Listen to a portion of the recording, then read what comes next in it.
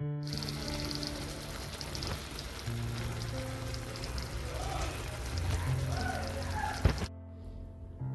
বন্ধুরা, আমার আরেকটা রান্নার ব্লগে আপনাদেরকে স্বাগত। চিকেন, এটা একদম বোনলেস, আর ওই যে পিসগুলো আর কি ব্রেস্টের পিসগুলো ওটা নিয়ে নিয়েছি। আজকে একটু প্যান ফ্রাইড চিলি চিকেন করার ইচ্ছা।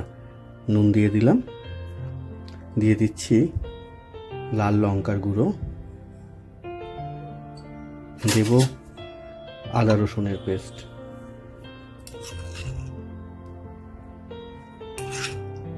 আর দেব মরিচ গুঁড়ো।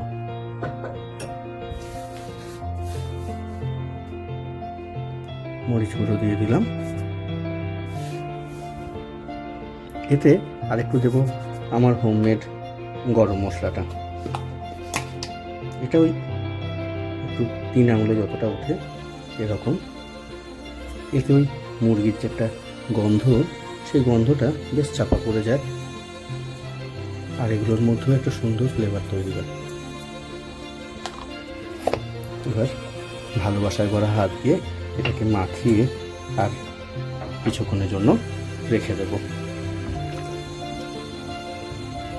ম্যারিনেট করে কিছুক্ষণ রেখে দেওয়ার পর এবার এতে আমি একটু ডিমটা দিয়ে দিচ্ছি, আর দেব কর্নফ্লাওয়ার, দিয়ে দিচ্ছি কর্নফ্লাওয়ার।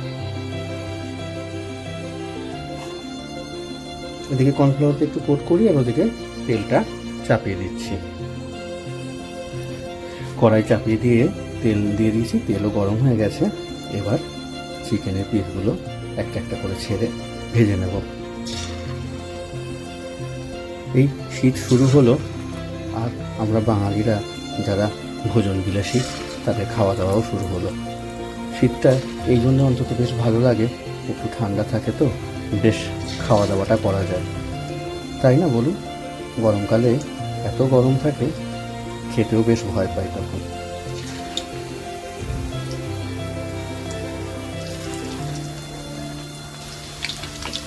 এক পিঠ উল্টে দিয়ে এগুলো ভাজা, একটা দিক ভাজা হয়ে গেছে।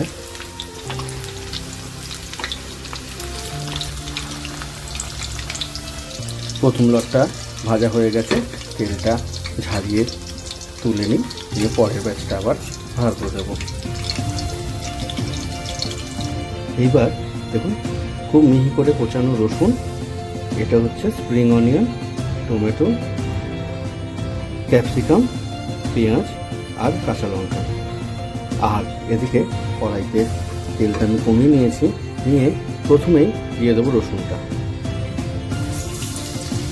এবং রসুনটার একটু সুন্দর করে ভাজা করবো যতক্ষণ না রসুনের সুন্দর একটা গন্ধ বেরোয়। রসুনটা ভাজা হয়ে গেছে, রসুনের গন্ধ সুন্দর বেরিয়েছে। এবার টমেটোটা দিয়ে দেবো। টমেটোটা একদম গলে গেছে। টমেটোটাকে গলিয়ে নেওয়ার পর আমি এতে দিয়ে দেবো লাল লঙ্কার গুঁড়ো, অর্থাৎ এটা ঝাল লঙ্কাটা, আর নুন। এইখানে নুনটা অ্যাড করলে টমেটোটা খুব সুন্দর করে মিশে যাবে। আমি সব সবজির আন্দাজে নুনটা এখানে একেবারে দিয়ে দিচ্ছি। এইবার বাকি যে সবজিগুলো কাটা রয়েছে, অর্থাৎ পেঁয়াজ, ক্যাপসিকাম আর স্প্রিং অনিয়ন, সেগুলো সমস্ত অ্যাড করব। প্রথমেই আমি পেঁয়াজটা দেব।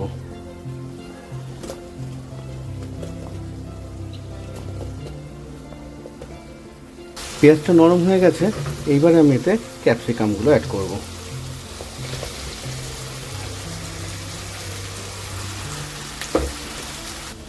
এবার এই কাঁচা লঙ্কাগুলো অ্যাড করে দিলাম। আমি কিন্তু এরকম করবো যে এই সবজিগুলোর মধ্যে একটা ক্রাঞ্চিনেস থাকবে, মানে ওরা একটু সেই নরম হয়ে কাগজের মতন বা তুলোর মতন হয়ে যাবে না, যাতে কামড়ের সময় এই ক্যাপসিকাম এবং পেঁয়াজের মধ্যে ক্রাঞ্চি ব্যাপারটা থেকে যায়। এইবার অ্যাড করব সসগুলো, dark soya sauce, tomato sauce, আর এটা রেড চিলি সস। এবার ভালো করে মিশিয়ে নেব। এই চীনা রান্না আর বাঙালি রান্নার মধ্যে একটা খুব বড় মিল হচ্ছে, বাঙালি রান্নায় যেমন প্রচুর রকমের মশলার ব্যবহার দেখা যায়, অনেক রকমের মশলা, অনেক রকমের মশলা এবং তাদের কম্বিনেশন আমাদের রান্নায় পাওয়া যায়। চীনা রান্নাগুলোও কিন্তু এই নানান রকম সস, এবং সসগুলো তো নানান রকম মশলা দিয়েই তৈরি না।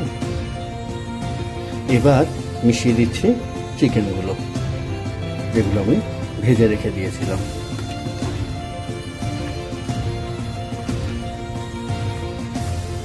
এবার সমস্ত সস এবং মশলার সাথে চিকেনগুলোকে মাখিয়ে নেওয়া।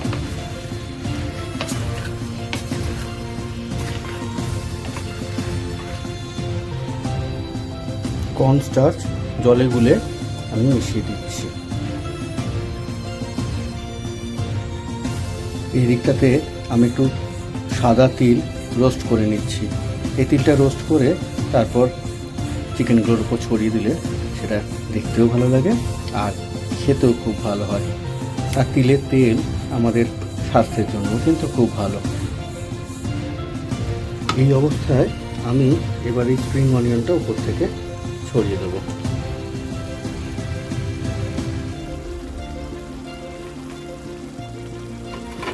আর রোস্টেড তিলটাও।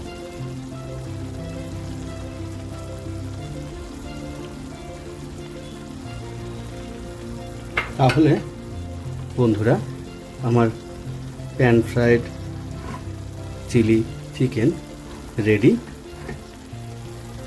ব্লগটাও তাহলে এখানে শেষ করি। কেমন লাগলো অবশ্যই জানাবেন। আমি কিন্তু সবসময় আপনাদের কমেন্টের আশায় থাকি, ভালো খারাপ দুটোই নেওয়ার জন্য। খারাপ হলে সেটাকেও সংশোধন করার চেষ্টা করব। ঠিক আছে, তাহলে টাটা। সবাই ভালো থাকবেন, সুস্থ থাকবেন আর চারপাশে সবাইকে ভালো রাখার চেষ্টা করবেন। টাটা, পরের ব্লগে আবার দেখা হবে।